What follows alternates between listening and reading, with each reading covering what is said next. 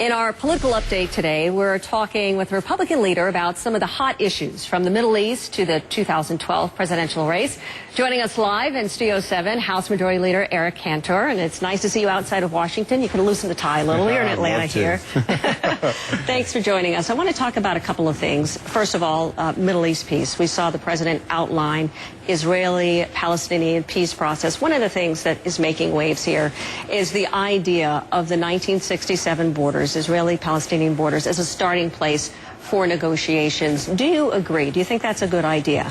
No, I strongly disagree with the president in the notion that somehow the 67 lines should be a starting point for any discussion having to do with the Arab-Israeli conflict.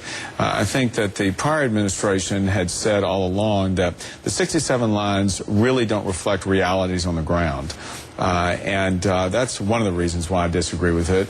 I mean, Suzanne, I also think that the fundamental problem in the Arab-Israeli conflict is that you have parties around Israel that frankly refuse to recognize its right to exist as a Jewish state.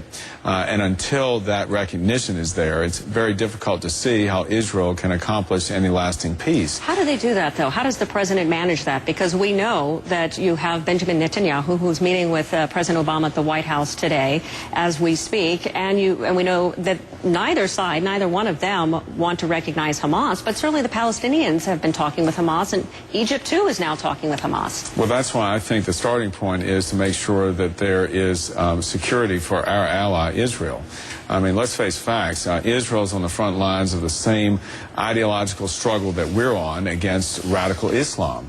And that ought to be our focus in our foreign policy mission in the Middle East. I mean, we have a regime in Iran that continues to say he wants to annihilate our only democratic ally in the region, Israel. And we have the same regime in Iran who continues to point to us seeking to do whatever it can to stop America and everything we stand for. So what does the president need to do when he sits down with Netanyahu today? Because obviously Israel very concerned that they're on their own in dealing with Iran.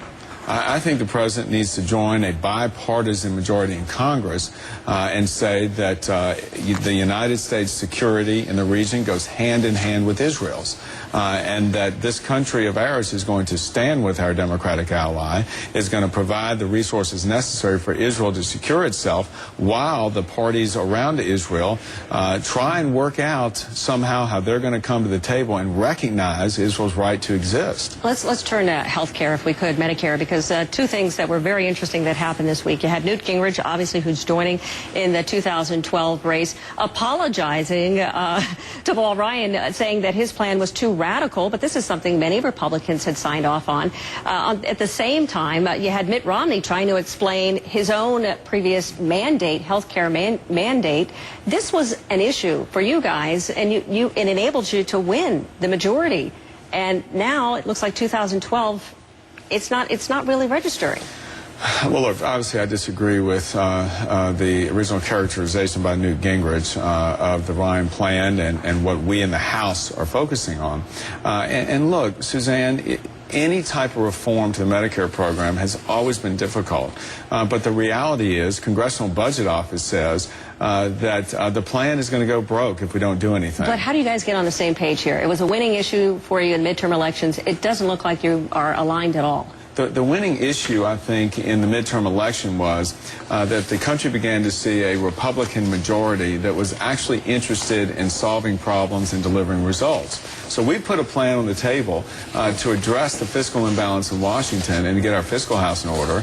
And we also say, you know what, we've got a vision for how we're going to start to grow the country again so we can see small businesses finally begin to create jobs, something that I know that a lot of Americans are waiting for. And real quick, because we're running out of time, you got a favorite for 2012? We know that Palenti just entered the race here. Anybody that stands out? Well, you know, Suzanne, I'm going to dodge that question and say this. Why am I not surprised? We as House Republicans believe that we can contribute greatly to the debate by setting the agenda in Washington.